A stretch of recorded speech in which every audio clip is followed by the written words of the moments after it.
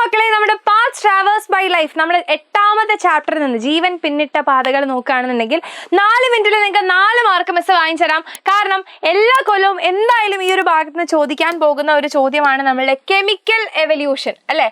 Chemical evolution അഥവാ നമ്മളെ രാസപരിണാമ സിദ്ധാന്തം എന്ന് പറയുന്നത്. ഓക്കെ, സോ ഇവിടെ എന്താണ് സംഭവിച്ചതെന്നുള്ളത് ജസ്റ്റ് ഒന്ന് നമുക്ക് ബ്രീഫ് ചെയ്യാം.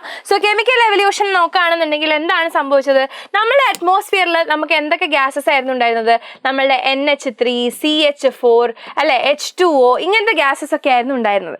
അപ്പൊ ഇവരൊക്കെ എന്ത് ചെയ്തു? അപ്പോൾ അതൊക്കെ നമ്മുടെ അറ്റ്മോസ്ഫിയർ കൂളായപ്പോൾ ഈ വാട്ടർ വേപ്പർ റെയിൻ ആയിട്ട് താഴേക്ക് വരാൻ തുടങ്ങി. അതിൻ്റെ കൂടെ ഈ പറയുന്ന ഇൻഓർഗാനിക് ആയിട്ടുള്ള കമ്പോണൻസ് ഒക്കെ എന്ത് ചെയ്തു? താഴെ നമ്മളുടെ സീ വാട്ടറിലെത്തി. അങ്ങനെ ആ സീ വാട്ടറിന് എന്ത് നടന്നു? റിയാക്ഷൻസ് നടന്നു, കെമിക്കൽ റിയാക്ഷൻസ് അഥവാ രാസപ്രവർത്തനങ്ങൾ നടന്നു.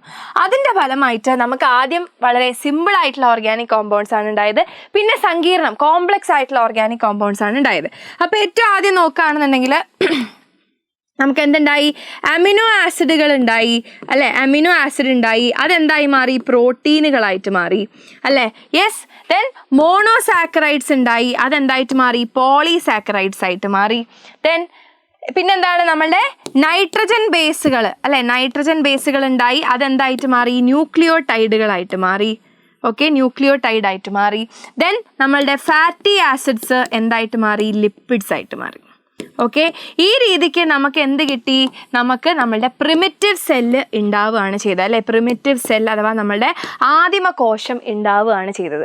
ഈ രീതിക്കാണ് എന്ത് നടന്നത്? കെമിക്കൽ എവല്യൂഷൻ നടന്നിട്ടുണ്ടായത് അഥവാ നമ്മളെ രാസപരിണാമ സിദ്ധാന്തം പറയുന്നത്.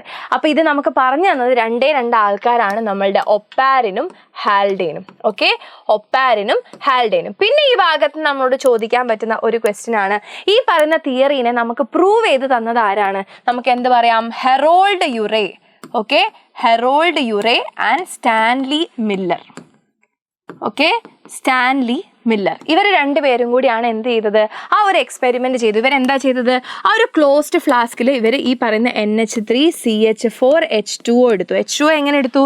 ഇപ്പുറത്തുനിന്ന് ഒരു പാത്രത്തിൽ വെള്ളം തിളപ്പിച്ചിട്ട് ആ വെള്ളത്തിൽ നിന്ന് വരുന്ന ആവി അല്ലെ, ആ ഒരു H2O ഇങ്ങോട്ടേക്ക് എത്തുന്ന രീതിക്ക് കൊടുത്തു അല്ലെ. എന്നിട്ട് ഇവിടെ എന്ത് ചെയ്തു? ഇവിടെ ഒരു കണ്ടൻസർ വെച്ച് കൊടുത്തു അല്ലെ. ഈ കണ്ടൻസർ കൂടെ പാസ് ചെയ്യുന്ന സമയത്ത് എന്തായി? ഈ പറയുന്ന ജലബാഷ്പം അഥവാ വാട്ടർ വേപ്പർ വാട്ടർ ആയിട്ട് മാറി.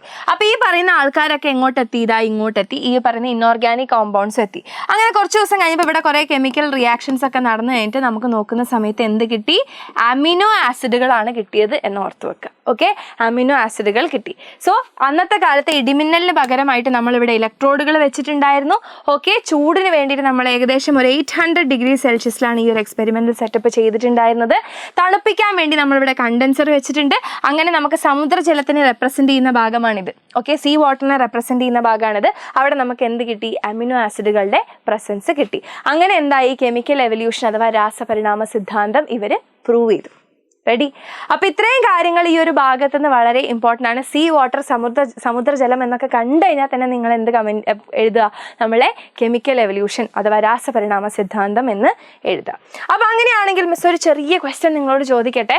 നമ്മളുടെ ഇതര ഗോളങ്ങളിൽ നിന്ന് അഥവാ വേറെയുള്ള പ്ലാനറ്റുകളിൽ നിന്നാണ് ജീവൻ നമ്മൾ ഏർത്തിലേക്ക് വന്നത് എന്ന് മീറ്റിയോർസ്, ഉൽക്കേനൊക്കെ വെച്ച് എവിഡൻസ് വെച്ച് പറയുന്ന തിയറി ഏതാണെന്നുള്ളത് എൻ്റെ മക്കൾ വേഗം ഒന്ന് ഈ വീഡിയോൻ്റെ താഴെ കമൻറ്റ് ചെയ്യുക. ആൻഡ് ഈ വീഡിയോ നിങ്ങൾക്ക് ഇഷ്ടപ്പെട്ടെന്നുണ്ടെങ്കിൽ നിങ്ങളുടെ ഫ്രണ്ട്സിനൊക്കെ ഷെയർ ചെയ്ത് കൊടുക്കുക. കാരണം ഇതൊരു ഷുവർ ഷോർട്ട് ക്വസ്റ്റ്യൻ ആണ്.